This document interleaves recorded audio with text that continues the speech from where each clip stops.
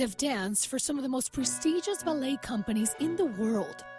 One has been described as the romantic dancer, the other as the risk taker. But to truly know their story, we went back to the basics.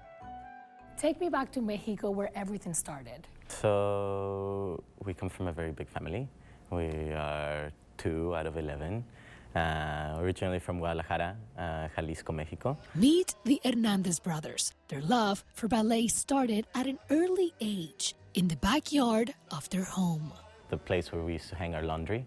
My dad built a bar, and we would lay down thin pieces of wood to use as a ballet floor. Their dad was their first teacher. Héctor Hernández brought home 14 years of experience as a ballet dancer in the U.S. All we knew about ballet was through my dad's stories.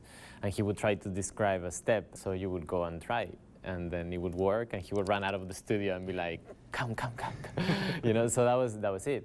That was all the reference that we had. Yeah. Now they're breaking ground in the ballet industry as professionals and Latinos. As Latinos, how significant is it to dance on stages like the SF Ballet in London and in so many other places in Europe? We're living proof that it is possible, that you can change your life through pursuing something that you love. The Hernández brothers are the pride of Mexico. Among their accolades, Isaac received the Medal of Fine Arts from the President of Mexico in 2018, and Esteban was named one of the top 100 most influential people in Mexico. Now they're making history in the U.S. as the first siblings to reach a coveted milestone as San Francisco Ballet's principal dancers. There is no social barriers in the art form.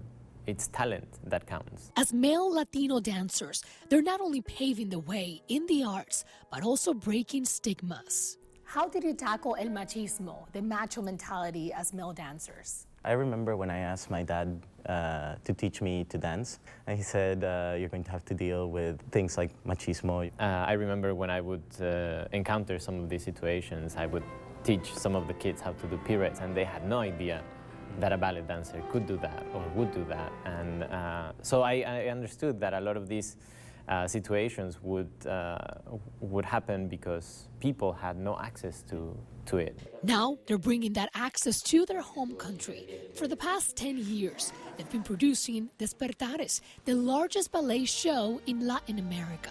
Which translates to Awakenings, and through that started as a sort of like a performance opportunity to bring dance and art and make it accessible to people. We have managed to bring some of the best schools to Mexico and audition talent in Mexico for the first time, and then we are seeing how they are picking talent from all across the country. And from their backyard in Mexico to ballet stages across the world, they're close to making another personal dream a reality.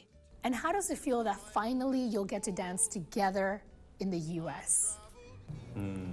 It's gonna be good. Yeah, yeah. I think it's another one of those things that I think we always wanted to do. I think growing up, that was sort of something that at least was always in the back of my head. I always imagined that we would, and it hasn't happened yet, but now we are here. In San Francisco, Luz Pena, ABC 7 News.